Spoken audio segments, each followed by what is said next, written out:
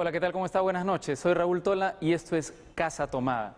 Como verán, para producir este programa nos hemos apropiado de una de las casas emblemáticas del centro de Lima, la Casa Berkemeyer, cedida generosamente por la familia de Osma Berkemeyer y por Emilima. Quizá nadie, como mi invitado, haya hecho tanto porque los peruanos nos sintamos orgullosos de nuestro origen y de nuestra historia, que se ha escrito en casas como esta e incluso en lugares más antiguos. Con sus cucharas y sus ollas, ha hecho de nuestra comida un motivo para sentirnos más peruanos. Por eso para mí es un orgullo que el primer invitado en Casa Tomada sea Gastón Acurio.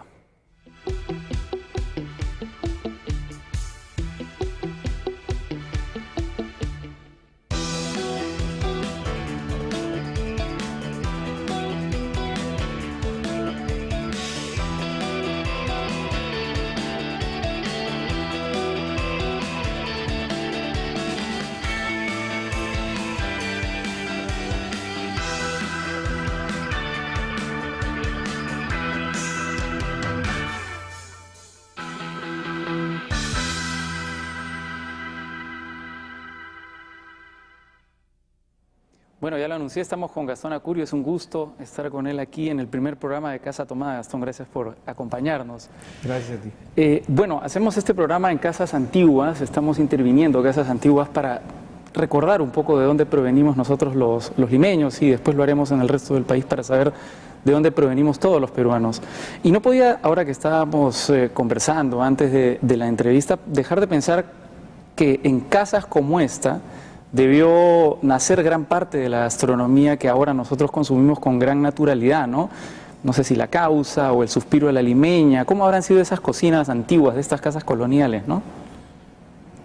Bueno, es el sueño de todo cocinero, ¿no? El poder, tener el poder de poder regresar a esa época y descubrir la verdad, ¿no? Cómo funcionaba el sistema social, cultural, cómo iban naciendo esas recetas que tienen muchas teorías, Sí. Mitos, que pueden ser algunas verdades, otras mentiras, pero es fascinante, ¿no? Porque, claro, esa es una etapa de la historia de la cocina peruana, ¿no? Porque la historia de la cocina peruana tiene, pues, en realidad millones de años, ¿no? La cocina son ingredientes, son recetas, son interrelaciones sociales, culturales, ecológicas, ¿no? Entonces, la etapa del mestizaje, que es esto, ¿no? Esta casa, fue una etapa muy rica para la gastronomía peruana, ¿no? Es interesante porque la cocina es un espacio muy generoso, muy propicio para el diálogo, para la tolerancia, ¿no? La realidad es que fuera de la cocina se vivía otro mundo, ¿no? Un mundo más bien de opresión, de imposición de una cultura sobre otra, etcétera, ¿no? Sin embargo, en la cocina sí había un diálogo, ¿no? Había un intercambio, hubo un intercambio desde el primer día, ¿no? Desde el primer momento en que se encuentra el nuevo y el viejo mundo. El ají como que se enamora del limón y años después surgiría el ceviche, ¿no? Sí. O el tomate, ¿no? Que es del Perú, se encuentra con el ajo y le da vida siglos después a la cocina italiana, ¿no? Antes el tomate era una cocina blanca, le aporta el color y el sabor que hoy día conocemos, ¿no? Entonces, la cocina siempre ha sido un espacio de tolerancia que luego, con las migraciones que desde todo el mundo venían al Perú, ¿no? Desde África, obviamente, de una manera dramática, injusta, ¿no? Con la esclavitud. Con la esclavitud, luego desde China, ¿no? También con la esclavitud. Una semi-esclavitud, ¿no? Los culíes. En contratos de un par de años, ¿no? Luego desde Génova, ¿no? De Okinawa, ¿no? Entonces, hubo un tiempo en donde las voces del Perú llegaban al mundo y la gente veía en el Perú una posibilidad de hacer los sueños que no podía hacer en su propia tierra, ¿no? Y fueron trayendo su cultura, sus nostalgias, sus productos, y a partir de ahí fueron mezclándose con lo que encontraban aquí, y el resultado de todo ese proceso es lo que hoy los cocineros de nuestro tiempo heredamos, ¿no? ¿Esas cocinas estaban prohibidas para los hombres? ¿Solamente había mujeres en esa época en las cocinas? Bueno, cuando yo era niño estaban prohibidas las cocinas para los hombres, ¿no? Entonces imagínate, me imagino que en esa época haber sido igual o más, ¿no? No recuerdo haber leído ninguna crónica en donde la figura de un cocinero en el siglo XVII o en el siglo XVI, cosa que era todo lo contrario, digamos, en Francia, ¿no? Donde existen grandes libros de cocina. Bueno, sin embargo, antes seguramente sí los cocineros eran el hombres. mismo Leonardo da Vinci era un gran gastrónomo, ¿no?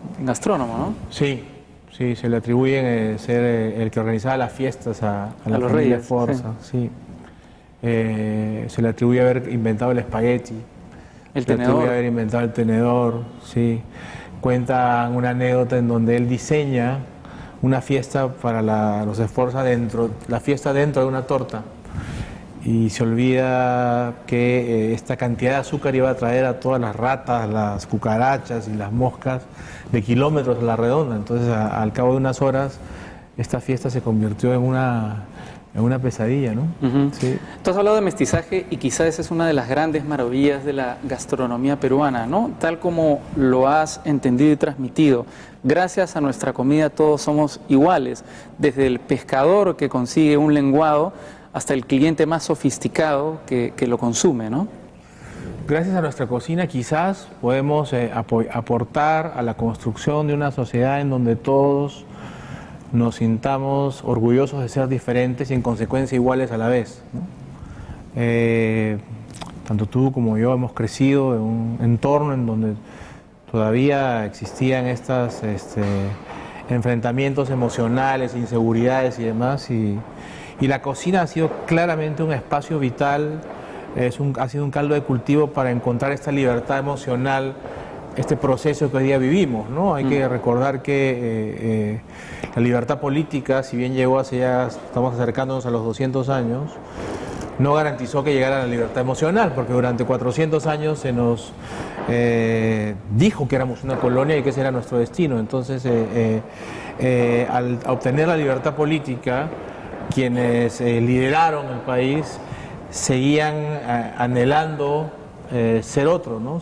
Anhelando Europa, luego anhelando Estados Unidos. ¿Por qué? Porque la genética emocional que llevábamos dentro de tanto tiempo nos recordaba emocionalmente que éramos colonias. Sin embargo, hoy día vivimos finalmente el inicio de esta emancipación emocional definitiva que personalmente creo que no tiene vuelta atrás, ¿no? Finalmente hemos encontrado un espacio, felizmente, sin duda, porque es la base para poder soñar, ¿no? Sí. Para poder construir, para poder celebrar, para poder integrar, para poder creer en nosotros y a partir de ahí imaginarnos protagonistas, victoriosos y compartir un escenario mundial en donde finalmente salimos de esta etapa en donde se nos dijo que éramos un país, entre comillas, del tercer mundo, ¿no? Hemos tenido que aprender también que el mestizaje no es un problema, sino una